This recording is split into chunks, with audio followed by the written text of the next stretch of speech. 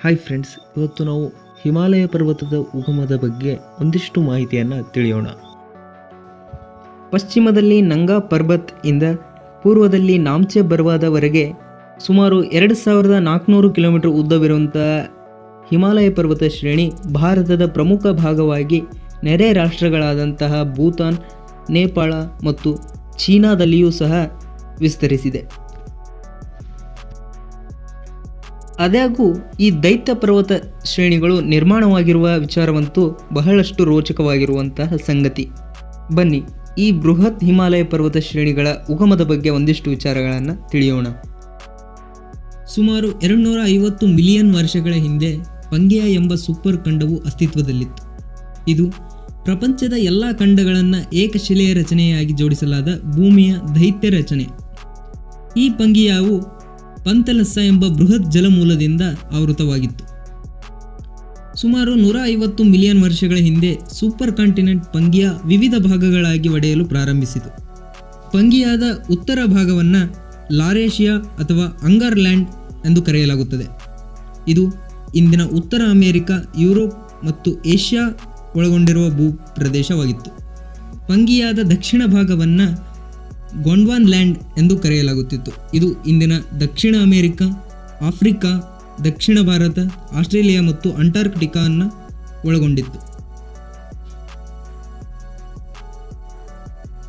ಪಂಗೇಯ ಒಡೆಯುವಿಕೆಯಿಂದಾಗಿ ಲಾರೇಷಿಯಾ ಮತ್ತು ಗೊಂಡ್ವಾನ್ ಲ್ಯಾಂಡ್ ನಡುವೆ ಉದ್ದವಾದ ಕಿರಿದಾದ ಸಮುದ್ರವು ಸೃಷ್ಟಿಯಾಯಿತು. ಇದು ಹಿಮಾಲಯವು ನಿಂತಿರುವ ಪ್ರದೇಶವನ್ನು ಆಕ್ರಮಿಸಿದೆ. ಈ ಸಮುದ್ರವನ್ನು ಟೆಥಿಸ್ ಸಮುದ್ರ ಎಂದು ಕರೆಯಲಾಗುತ್ತಿತ್ತು. ಕಾಲಾನಂತರದಲ್ಲಿ ಲಾರೇಷಿಯಾ ಮತ್ತು ಗೊಂಡ್ವಾನ್ ಲ್ಯಾಂಡ್ನಿಂದ ಹರಿಯುವ ನದಿಗಳಿಂದ ಟೆಥಿಸ್ ಸಮುದ್ರದ ಆಳದಲ್ಲಿ ಅಪಾರ ಪ್ರಮಾಣದ ಅವಶೇಷ ಸಂಗ್ರಹವಾಯಿತು. ಈ ಪ್ರಕ್ರಿಯೆ ನಡೆಯಲು ಇದು ಹಲವಾರು ವರ್ಷಗಳನ್ನು ತೆಗೆದುಕೊಂಡಿತು. ನಂತರ ಗೊಂಡ್ವಾನ್ ಲ್ಯಾಂಡ್ ಮತ್ತು ಲಾರೇಷಿಯಾಗಳನ್ನು ಮತ್ತಷ್ಟು ಸಣ್ಣ ಭೂಪ್ರದೇಶಗಳಾಗಿ ವಿಭಜಿಸಲಾಯಿತು. ಇಂಡೋ ಆಸ್ಟ್ರೇಲಿಯನ್ ಪ್ಲೇಟ್ ಇದು ಗೊಂಡ್ವಾನ್ ಲ್ಯಾಂಡ್ನಿಂದ ಹೊರಹೊಮ್ಮಿದಂತಹ ಫಲಕವಾಗಿದೆ. ಇಂದಿನ ಆಸ್ಟ್ರೇಲಿಯಾ ಮತ್ತು ಭಾರತೀಯ ಉಪಖಂಡವನ್ನು ಈ ಪ್ಲೇಟ್ ಒಳಗೊಂಡಿತ್ತು. ಇನ್ನೊಂದು ಯುರೇಷಿಯನ್ ಪ್ಲೇಟ್ ಇಂದಿನ ಯುರೋಪ್ ಮತ್ತು ಉತ್ತರ ಏಷ್ಯಾವನ್ನು ಇದು ಒಳಗೊಂಡಿತ್ತು. ಇದು ಲಾರೇಷಿಯಾದಿಂದ ಹೊರಹೊಮ್ಮಿದ ಪ್ಲೇಟ್ ಆಗಿದೆ. ಭೂಮಿಯ ಅಂತರಾಳ ಮ್ಯಾಂಟಲ್ನಲ್ಲಿ ಉತ್ಪತ್ತಿಯಾಗುವ ಸಂವಹನ ಪ್ರವಾಹಗಳು ಇಂಡೋ ಆಸ್ಟ್ರೇಲಿಯನ್ ಪ್ಲೇಟನ್ನು ಯುರೇಷಿಯನ್ ಪ್ಲೇಟ್ ನಡೆಗೆ ಉತ್ತರಕ್ಕೆ ಚಲಿಸುವಂತೆ ಮಾಡಿತು. ಈ ಪ್ರಕ್ರಿಯೆಯು ಲಕ್ಷಾಂತರ ವರ್ಷಗಳವರೆಗೆ ಮುಂದುವರಿಯಿತು. ಇದು ಟೆಥಿಸ್ ಸಮುದ್ರಾದ್ಯಂತ 2 ಫಲಕಗಳ ಒಮ್ಮುಖಕ್ಕೆ ಕಾರಣವಾಯಿತು. 2 ಫಲಕಗಳು ಪರಸ್ಪರ ಸಮೀಪಿಸುತ್ತಿದ್ದಂತೆ ಟೆಥಿಸ್ ಸಮುದ್ರದ ಪ್ರದೇಶವು ಕುಗ್ಗಲು ಪ್ರಾರಂಭಿಸಿತು ಮತ್ತು ಅದರ ಸಮುದ್ರದ ತಳದಲ್ಲಿನ ಅವಶೇಷಗಳು ಮತ್ತು ಮಣ್ಣಿನ ಕಣಗಳು ನಿಧಾನವಾಗಿ ಮೇಲಕ್ಕೆ ತಳ್ಳಲ್ಪಟ್ಟವು. ಇದು ಮಡಿಕೆಗಳ ರಚನೆಗೆ ಕಾರಣವಾಯಿತು. ಅಂತಿಮವಾಗಿ ಟೆಥಿಸ್ ಸಮುದ್ರವು ಸಂಪೂರ್ಣವಾಗಿ ಕಣ್ಮರೆಯಾಯಿತು ಮತ್ತು ಅದರ ಸಮುದ್ರದ ತಳದಿಂದ ಏರುವ ಕೆಸರು ಇತರೆ ಅವಶೇಷಗಳು ಪರ್ವತ ಶ್ರೇಣಿಯನ್ನು ರೂಪಿಸಿತು. ಇದನ್ನು ಈಗ ಹಿಮಾಲಯ ಎಂದು ಕರೆಯಲಾಗುತ್ತದೆ. ಇಂದಿನ ಉಪಗ್ರಹಗಳು ಹೆಚ್ಚಿನ ನಿಖರವಾದ ಪರಮಾಣು ಗಡಿಯಾರವನ್ನು ಬಳಸುತ್ತವೆ.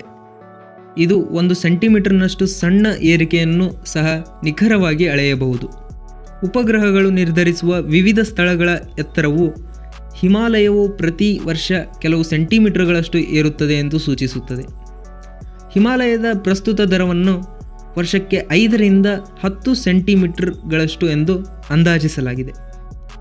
ಹಿಮಾಲಯ ಪ್ರದೇಶದಲ್ಲಿ ಆಗಾಗ ಸಂಭವಿಸುವ ಟೆಕ್ಟೋನಿಕ್ ಚಟುವಟಿಕೆಗಳು ಅಥವಾ ಭೂಕಂಪಗಳ ಸಂಭವ ಭಾರತೀಯ ಫಲಕವು ಮತ್ತಷ್ಟು ಉತ್ತರದ ಕಡೆಗೆ ಚಲಿಸುತ್ತಿದೆ ಮತ್ತು ಯುರೇಷಿಯನ್ ಪ್ಲೇಟ್ಗೆ ಧುಮುಕುತ್ತಿದೆ ಎಂದು ತೋರಿಸುತ್ತದೆ. ಇದರರ್ಥ ಹಿಮಾಲಯವು ಸಂಕೋಚನದಿಂದಾಗಿ ಇನ್ನೂ ಏರುತ್ತಿದೆ ಮತ್ತು ಇನ್ನೂ ಸಮಸ್ಥಿತಿಯ ಸಮತೋಲನವನ್ನು ಪಡೆದಿಲ್ಲ ಎಂಬುದಾಗಿದೆ.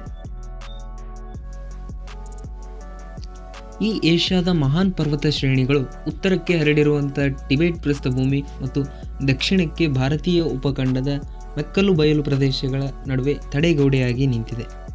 ಈ ಹಿಮಾಲಯ ಪರ್ವತ ಶ್ರೇಣಿಗಳನ್ನು ಪ್ರಮುಖವಾಗಿ 3 ವಿಭಾಗಗಳಾಗಿ ವಿಂಗಡಿಸಲಾಗಿದೆ. ಗ್ರೇಟರ್ ಹಿಮಾಲಯ, ಒಳ ಹಿಮಾಲಯ ಮತ್ತು ಶಿವಾಲಿಕ್ ಅಥವಾ ಹೊರಗಿನ ಹಿಮಾಲಯ ಎಂದು ಕರೆಯಲಾಗುತ್ತದೆ. ಈ ಪರ್ವತ ಶ್ರೇಣಿಗಳು ವಿಶ್ವದ ಅತ್ಯಂತ ಎತ್ತರದ ಪರ್ವತಗಳನ್ನು ಒಳಗೊಂಡಿದೆ. ಉದಾಹರಣೆಗೆ ಮೌಂಟ್ ಎವರೆಸ್ಟ್, ಗಾಡ್ವಿನ್ ಅಸ್ಟಿನ್ ಹೀಗೆ ಹಲವಾರು ಬೃಹತ್ ಪರ್ವತಗಳನ್ನು ಹೊಂದಿದ್ದು ಭಾರತದ ರಕ್ಷಣೆ ಹಾಗೂ ವಾಯುಗುಣದ ಮೇಲೆ ಬಹಳಷ್ಟು ಪ್ರಭಾವವನ್ನು ಬೀರಿದೆ. ಇದಾಗಿತ್ತು ಹಿಮಾಲಯ ಪರ್ವತಗಳ ಉಗಮದ ಹಿಂದಿನ ಸಂಕ್ಷಿಪ್ತ ಮಾಹಿತಿ.